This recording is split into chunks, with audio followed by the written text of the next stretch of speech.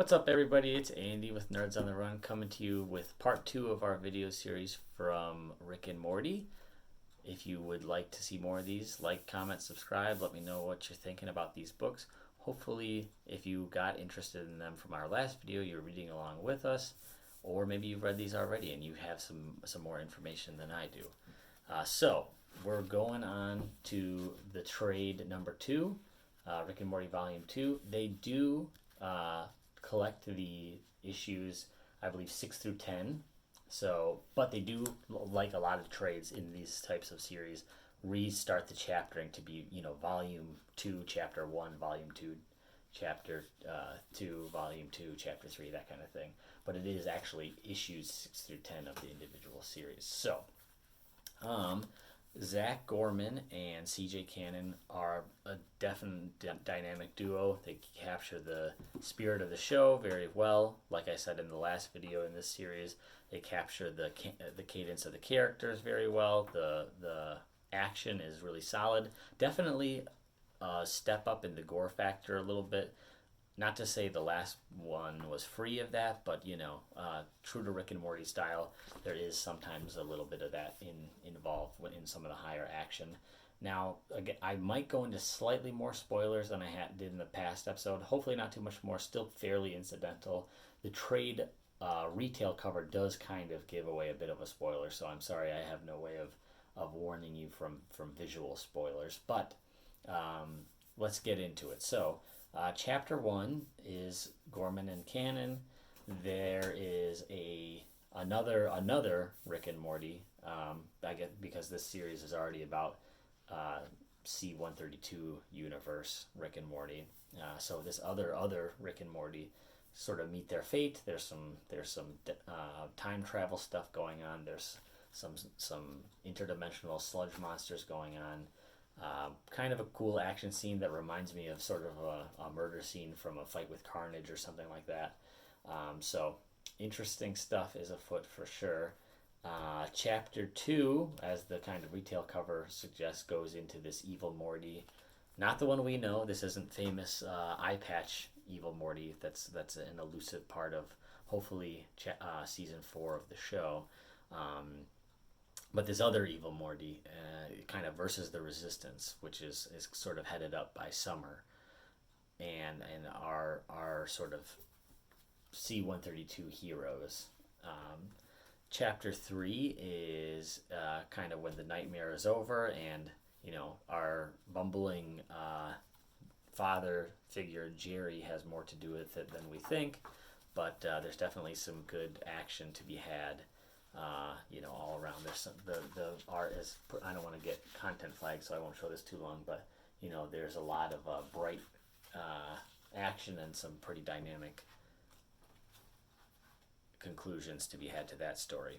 And then this one is a little bit less focused than the last trade because the back, pretty much from chapter 3 on, or rather chapter 4 on, is definitely sort of more of a bonus. This issue I don't have it handy. I should have looked it up, but Oni Press did pop this guy up around Christmas time, I believe, of whatever year it came out. Probably this was Christmas of 2018, I'm guessing, or could have been 2017 when this one dropped.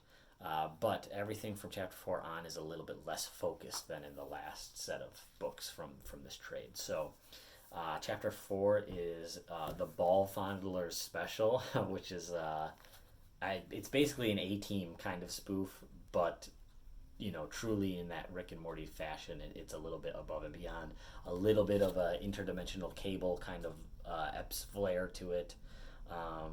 And somebody can correct me if I'm wrong here. I think Gorman actually illustrated this one himself. So the art is definitely noticeably less detailed, noticeably less.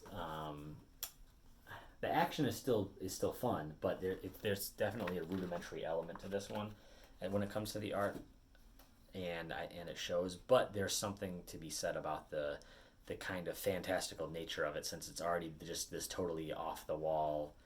I mean, so like the characters are like a muscle bound, strongman, kind of a Valkyrie type lady, a lizard guy, and a weird general with an entire tiny horse body for a head, counting the arms and legs.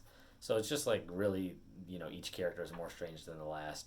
And of course, like your Hallmark, just sort of plain little pill-shaped guy, whoever this guy here is. But it's a strange collection of heroes, and it's a very strange presentation.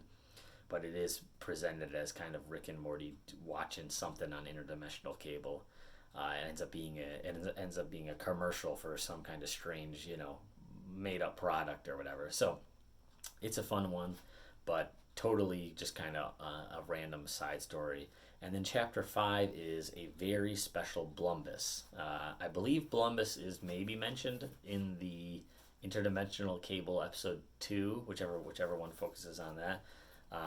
So Blumbus is a magical holiday that's kind of like Christmas, but there's some strange. Of course, there's that morbid and twisted sense that only Rick and Morty can somehow still make funny. And I'm actually a little bit struggling too, because it doesn't. If this art is done by Ellerby, which this Mark Ellerby is credited in this book again, just like he was on the last book.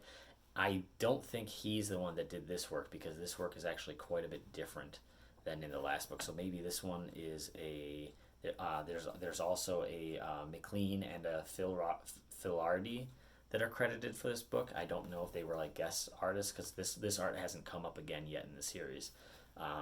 But it has sort of a regular show kind of vibe mixed into it. If anybody's seen that on Cartoon Network, definitely a little bit different. But there's something interesting about the art. Not necessarily my speed. There's a lot of really dark panels and stuff like that, which I don't think work super well for this kind of humor. Though I will say it works pretty well for this particular story. So it's not a criticism of the story, more just I'm glad the whole book isn't. I'm glad this is just one issue that's sort of stylized as opposed to an entire book like this. And then of course they wish everyone a splendid Blumbus at the end. So just in case you're agnostic or need another version of that phrase, you can wish all your loved ones a splendid Blumbus. The bonus specials are definitely done by Ellerby, so I think this is where Mark Ellerby's work is credited, because this does look like his stuff. Just like I said in my last sort of appraisal, very good emotion, very good facial work on the characters, each character. Of course, our friend Goofy Rick makes a little bit of a cameo. They sort of spoof a lot of the classic Christmas stories. It's a Wonderful Life, the Christmas Carol. So it's a fun one. There's definitely a lot less major narrative to be had, a lot less focus overall, but still a really fun book, and something that I hope you check out. Certainly, I could tell you, because I am a little bit ahead in my reading than I am in my review series right now, that it's worth sticking it out for even the less focused ones. They're a fun detour from the stuff that comes, which is it's still really good for the overall story. So this has been Andy with Nerds on the Run. Please give us a like, comment, subscribe, ring the bell so you know when something's coming up from us. And I hope you all have a great day. Thanks so much. Bye bye.